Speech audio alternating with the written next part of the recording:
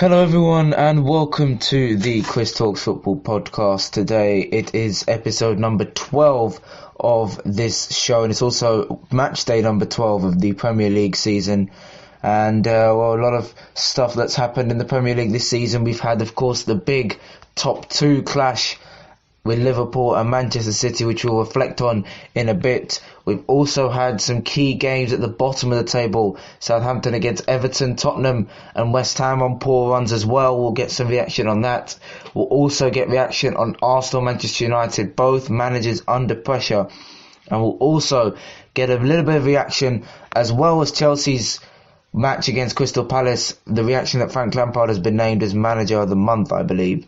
So we'll get some reaction on that. Also on the show, we'll have some EFL, well, not really EFL because it was the FA Cup first round this weekend, but we'll get the Championship and we'll get all the key results from the FA Cup as well. European football as well coming up later as well. So hopefully we're in for a decent episode.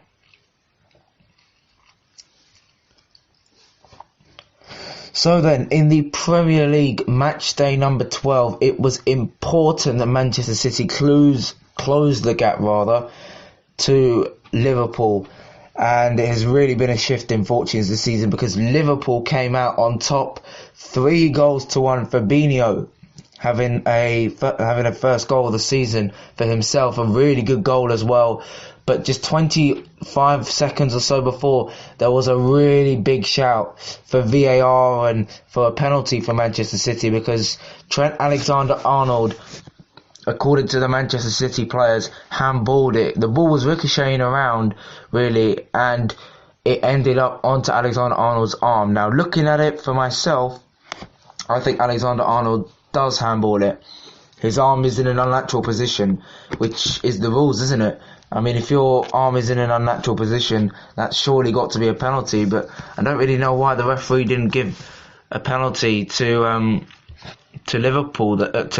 Manchester City there, because really it wasn't clear because it was in between a bit of a melee in the box. But it was a handball. VAR should have spotted that, and they should have got that, and they should have given a penalty to Manchester City, and the goal shouldn't have stood. So it's these little changes that will really affect results like this, because Manchester City, if the VAR decisions had gone their way, which I think should have, because there were two handballs. There was a handball when Raheem Sterling tried to, I think, have a shot at the goalkeeper, and it came off of Trent Alexander-Arnold's arm. I think that was a handball as well, because even though it wasn't out, or it was, it still hit his arm, it wasn't intention to make his body any bigger. So those two penalty decisions that should have been a penalty, that would really hurt Manchester City and Pep Guardiola, I think. When he goes into that pre-match, or post-match interview rather, I think he'll be pretty frustrated because his side could have easily won it. They had a few chances with Aguero and Kyle Walker at the end as well, but Liverpool did really well. Their second goal, which was a Salah goal, I think should have been defended a little bit better. Someone's really got to track Salah's run because he had pretty much a free header at the back post. And of course Fabinho, I don't even know why you're allowing that amount of space for Fabinho, because he is a decent player. So yeah, I think the Manchester City defence is what has let them down this season. Not just injury, but the way they defended. Look at the games against Norwich, against Wolves, and now against Liverpool. All three games they could have easily won. And if we take a look at the state of Norwich later on, it was a little bit, rubs it in a little bit more, because Manchester City are a good team, but they've just been hit with bad luck, and that's going to be quite, something hard to follow. But for me, Liverpool absolutely deserved it, in my opinion. They did have a few shots. I think Manchester City had more though, but yeah, Mane and Salah getting on the score sheet. I think it was Bravo in goal, or Edison, I'm not really sure. I think it was Edison in goal. Edison should have, I think, kept Mane's header out. I think if he was a couple of steps to his right, he could have kept it out. But yeah, positioning, and that's what it is. But can Liverpool win the league now that they've got 8 points clear? Well, the league, actually, it could open up I mean, last season, we have a look at what happened last season. Liverpool at this exact stage, or more enough. In fact, it's 9 points clear. But it's really like, I think Liverpool could still do it. I'm really confident that Liverpool can still do it, even though I thought Manchester City was going to actually win this league. But Liverpool now have, 9 points clear of City, 8 points clear of second place Leicester. The league, the top four, is looking Liverpool still unbeaten this season.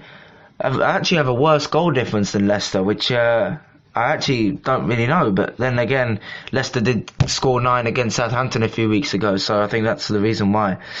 But yeah, it's like Liverpool are really doing well. Manchester City have got 3 defeats in 12, so that's a quarter of their Premier League games they've lost, and that's not really, what you want from this Manchester City side. But I don't know, is it the fact that maybe Pep Guardiola didn't address key areas? I mean, I think one of the key areas he needs to address is, I think, he needs to either sign a centre-back or play Eric Garcia, who's one of the up-and-coming talents at that centre-back position for Manchester City. He's featured a few times in the last couple of seasons in the League Cup and the FA Cup.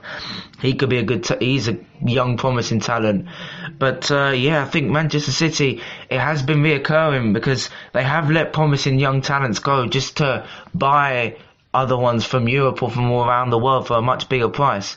Look at the likes of Jadon Sancho, Brahim Diaz.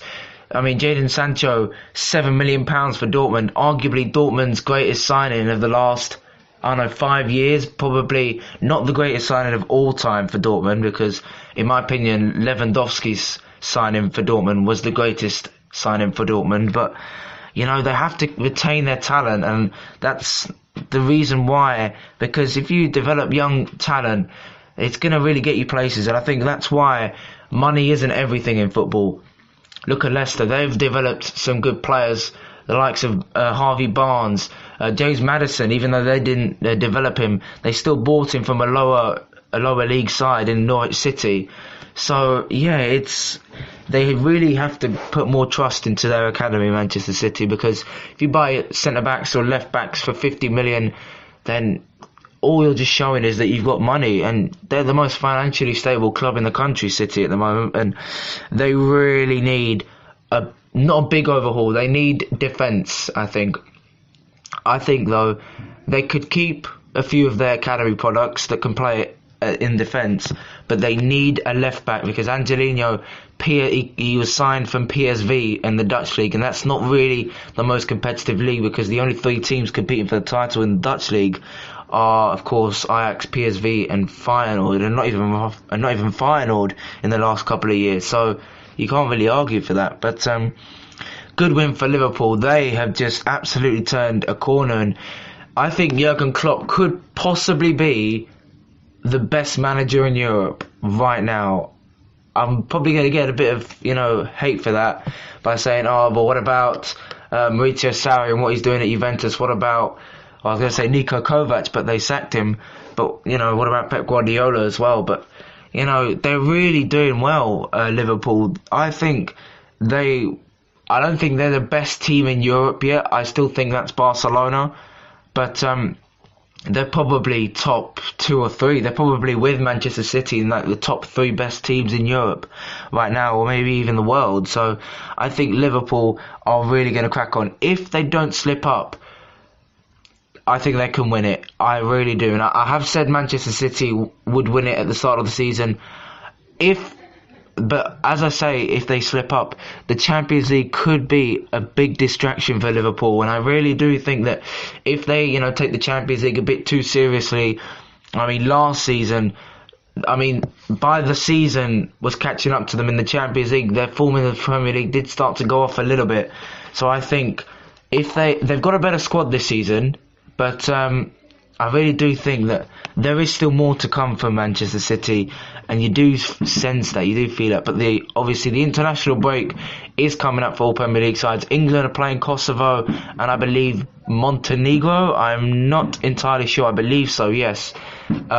next weekend. So if you guys want me to do international break on that, that'll be fine. I apologise if you can hear fireworks in the background. They are not mine. So yeah, that's all I have to say. But speaking of the table, Leicester bloody City are second. Who would have thought that? Leicester City beat Arsenal by 2-0, and the pressure is really now starting to mount for Unai Emery and his position as Arsenal manager, because he's really got the bit between his teeth now. I think now for Arsenal, I think that's without a win in 4. I'm not really too sure. Yeah, without a win in 4, and that really isn't very good. 2 wins in the last 11 games. And that isn't really very good form. And that, really has to... Because Arsenal are in the bottom half of the table. That really has to improve, because Arsenal, for me, looked like they were going to... For me, I thought they were going to scrape into the top 4. I thought they were going to finish in 4th place because of the signing of David Luiz. I thought would really stabilise. But, I don't know, Arsenal haven't really had a lot of chances. And Aubameyang had a chance at Leicester to wrap it up. Well, not wrap it up, but take the lead, and he didn't. And they were a little bit silenced at the King Power Stadium. But the Leicester manager Brendan Rodgers says he's not really thinking about the title race. I mean, you've got to 26 points, 12 games, literally a third pretty much of the season gone. And they're second in the bloody league. Jamie Vardy is now the top scorer this season now. He is now got, I believe, 10 goals or 11 goals. And yeah, it's really incredible how they've done it. But Leicester possess a clear identity and a togetherness because of the team spirit and the togetherness that's there. And to be fair, they dominated possession from the get-go. And even though they missed a couple of chances with Jose Perez firing over, and after capitalising on defensive and Maddison putting a free kick quite wide, there was always a little bit of a sense that Leicester would find a way through because of the amount of goals that they scored. They've got Jamie Vardy, the most underrated striker in the Premier League. But yeah, it's certainly been a tough season for Arsenal boss Unai Emery on and off the pitch. I mean, he's faced criticism for the way he's handled Mesut Ozil. They're, I think, one of the highest paid players. And of course, it remains to see how the decision to remove the captain's armband from Granit Xhaka will affect an Arsenal team that appears to be struggling on confidence. Pepe has only scored 1 goal, and Arsenal's record of 17 points is their worst start to a top flight season after 12 games for almost 30 years, 1982, 1983. So it's really not very good. But yeah, James Maddison was man of the match. He had, more shots on target and more key passes than any other player in the match. But yeah, Vardy he's transformed under Brendan Rodgers. I think he scored something like 18 goals since Brendan Rodgers took over from Leicester, and that is a good decision because Leicester are really flying. But for Arsenal, for me, they shouldn't sack Emery. I think that if you look at Wenger's last season as Arsenal, okay, yes, they didn't make it into the top 4, and they didn't make it into a Europa League final, but Wenger was leaving anyway. And if you look at the season they just had, okay, they didn't get into the top 4, but they've got them already to a European final. And yes, they've lost 4-1 to Chelsea in Baku, but a European final is still a European final. Their first one since their Champions League final appearance in 2006, I believe. So I think Emery it's a bit like Pochettino. He's got them to a Champions League final with Spurs, which we'll touch on in a bit. But for Emery, he's got them to a Europa League final, and I do think that there could be more to come. They just need confidence, and what I said about leadership in the last podcast, there just isn't any. And I think David Luiz, the signing, I don't think has changed a lot, apart from they've got more strength in their back line. Speaking of Champions League finals, the team that was in the Champions League final was Spurs a couple of months ago. They drew 1-1 to Sheffield United, and I was talking about VAR and handballs at the Liverpool game. I'm going to talk about VAR more because Sheffield United really deserved to win this game. They've up into 5th place, by the way, Sheffield United. Although they've only won 4 games this season, 5 draws, they're into 5th place, which is very good for Sheffield United. 8 points behind Manchester City. But Sheffield United will feel so hard done by because they really should have had a goal.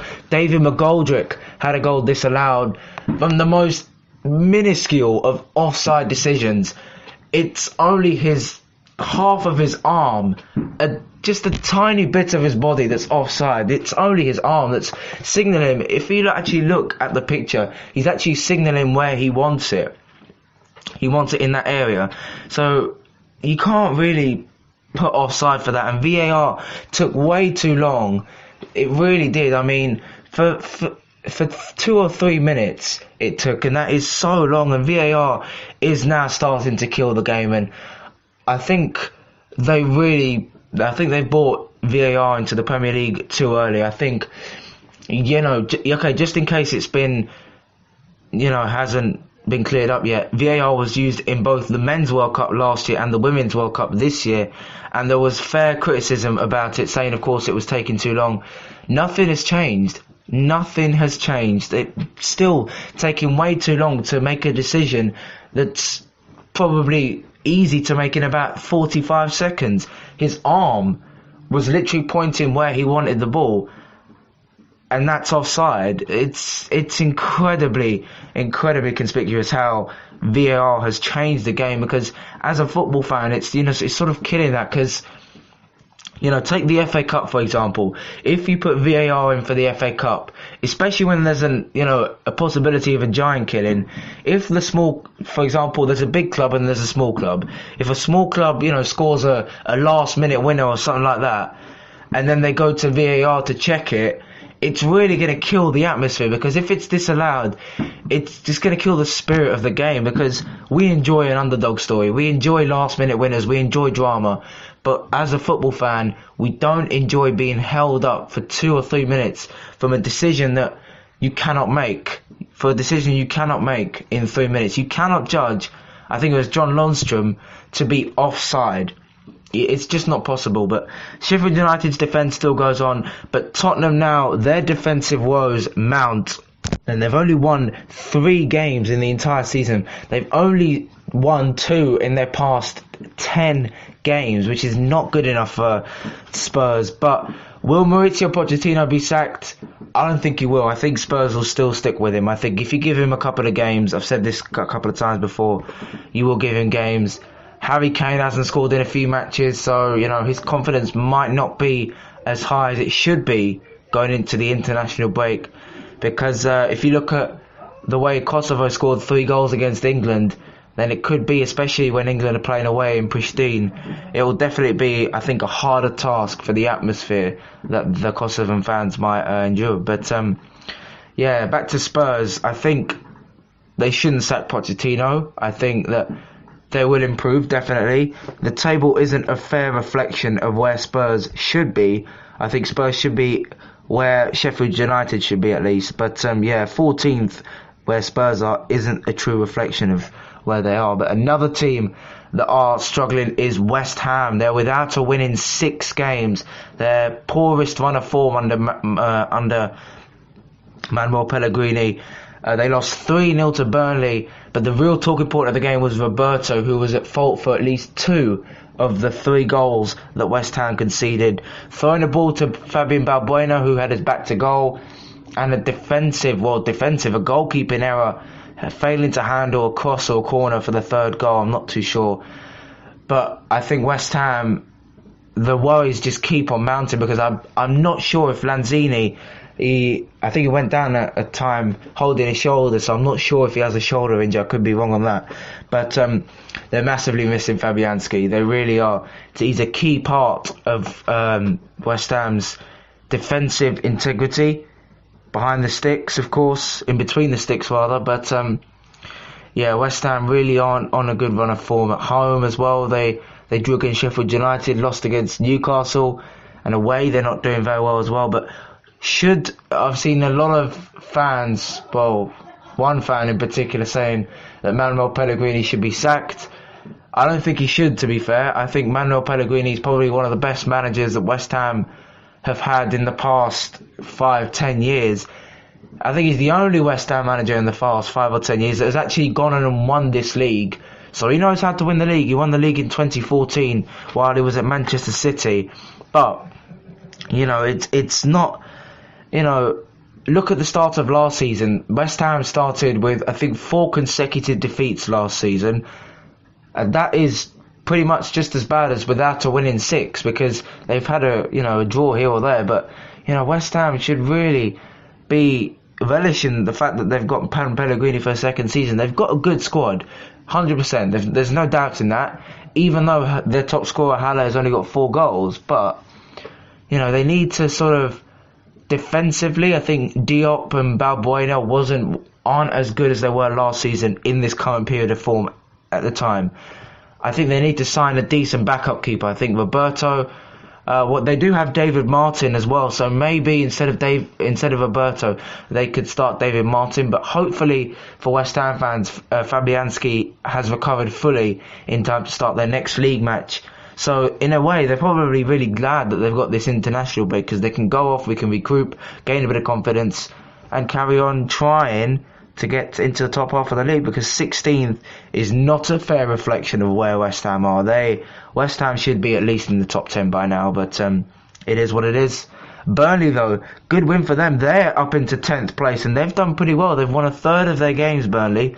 They're now, let me have a look, they are back on running after 3 defeats in a row. They've gone back after West Ham, and I think this will be a very important win in terms of their survival, because if you look at their points, only 2 points separate West Ham in 16th from Burnley in 10th. So, that's a pretty important win for Burnley. But, Sean Dyche has got a pretty good job keeping Burnley where they are despite those 3 defeats in a row. I think they still need to improve. I think defensively they need to improve. Attacking, I think, despite Ashley Barnes scoring today and Chris Wood and VAR, of course, intervening with that game, I think that they still need a little bit more defensive frailties. But they're doing well, Burnley, and they deserve to be in mid-table. Watford got their very first win of the season to lift them off the bottom of the table. They're still in the bottom 3, but they beat Norwich City. Norwich now do have the second worst defence in the league. Timu Pukki has not scored a goal in 7 games. It really isn't a good time to be Norwich. Ever since that game against Manchester City, in which they won incredibly, they've been on a downward spiral, and it's really looking bleak for them. 2 wins against Newcastle and City, of course, that they've had. 9 defeats, a couple in a row.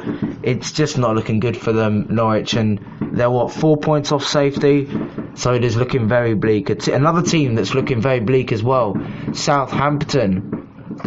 They're not very good at the moment. Southampton lost to Everton, and despite being absolutely woeful in the first half, they did show some fight in the second half. But Everton have finally got a win. They've got 4 wins now this season, but they're still 15, so there's a bit of pressure lifted off Marco Silva there, which was very good.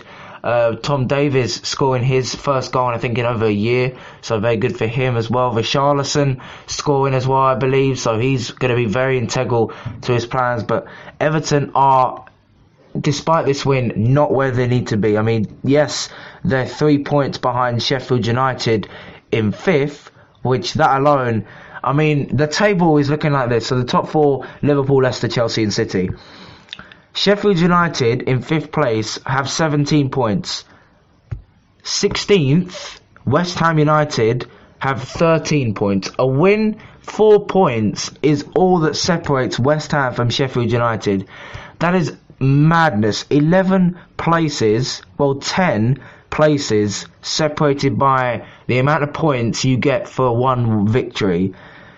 And if you look at the goal difference of these teams, positive 4, -1, positive 4, 1, 0, -1, -2, -6, -7, 1, -5, -6.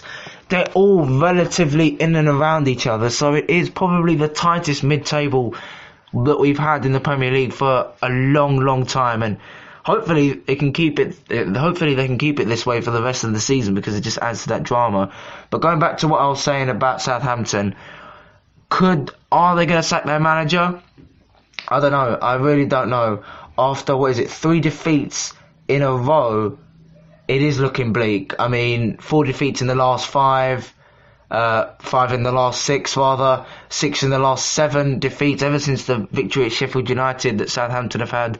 It's just not looking good for Sheffield United. For Southampton, they're hovering, 3 points away from safety, and I think if they don't act fast, if they don't get a win, Hasenhüttl's time could be up at Southampton, despite the fact that I've backed him on numerous occasions.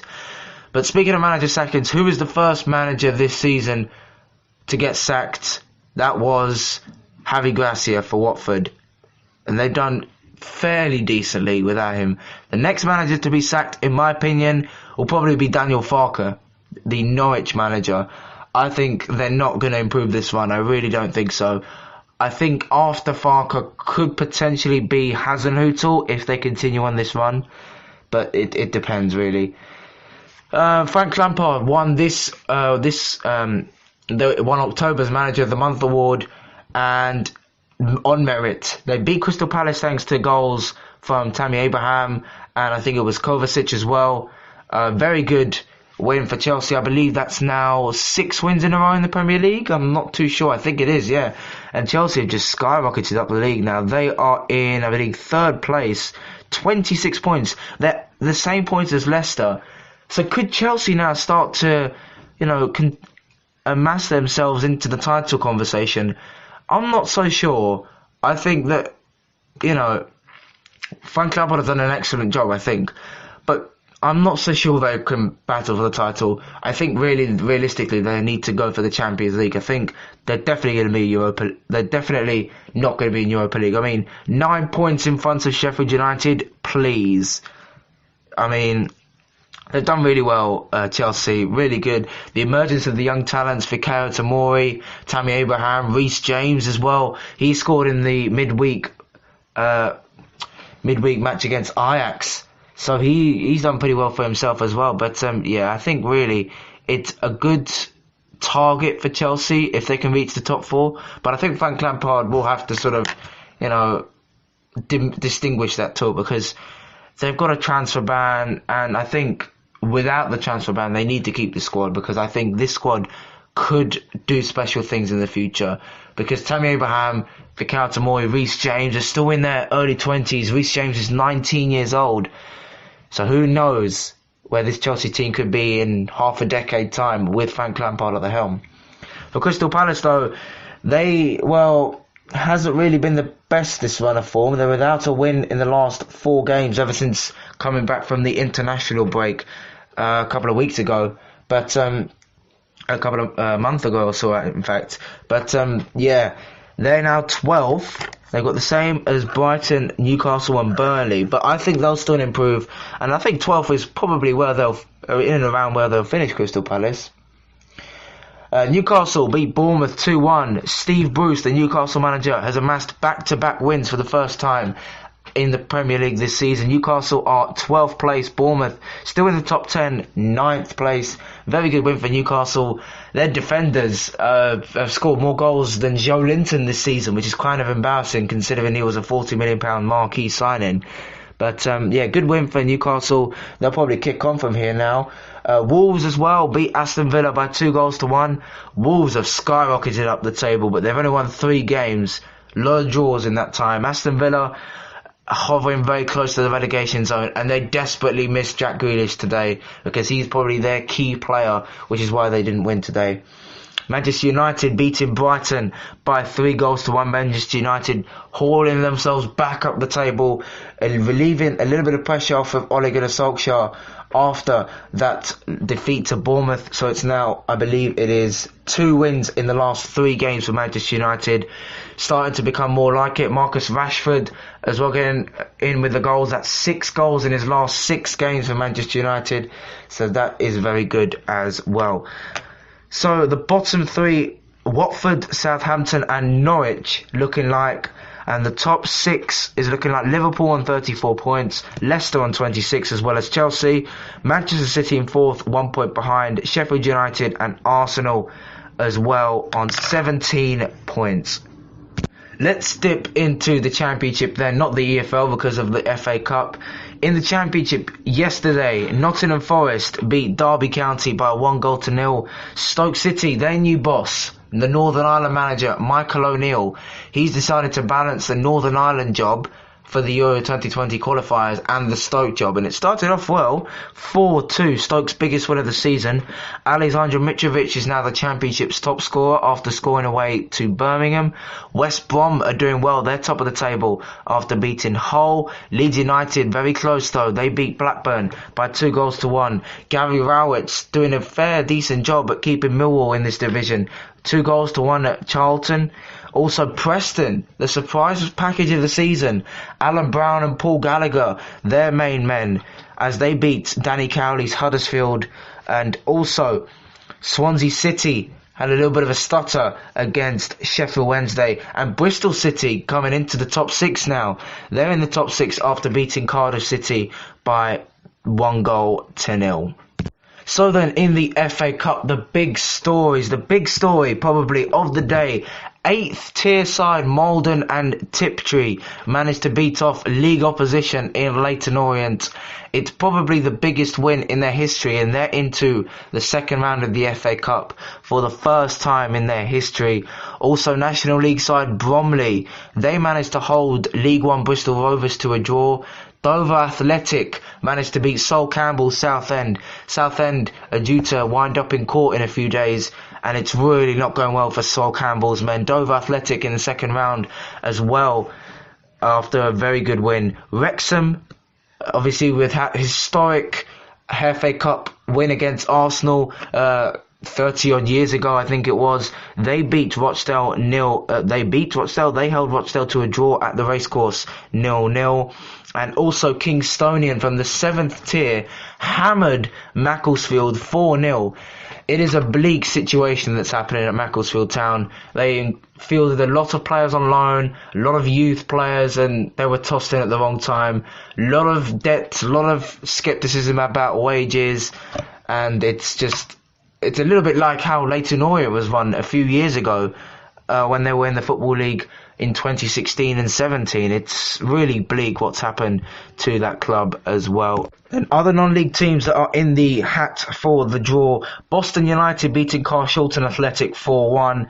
Notts County, a former Football League side, beating Ebbsfleet by 3-2. Also Maidstone United are in the hat for the draw as well. And also Solihull Moors, another non-league side, beating Oxford City by 5-1. But another big story was Darlington. They managed to hold Walsall to a 2-2 draw. That's a very good draw for Darlington. They can now play at home with a lot of confidence. So that was the main stories in the FA Cup. In the European leagues, Bayern Munich beat Borussia Dortmund by 4-0. Robert Lewandowski is the best striker in Europe. No ifs or buts. I don't care about what people say about Messi and Ronaldo. Lewandowski is the best striker in Europe at this moment in time. The real concern though for both Dortmund and England, Sancho went off injured. That's a big part of the front three for England, obviously staying Sterling, Kane and Sancho.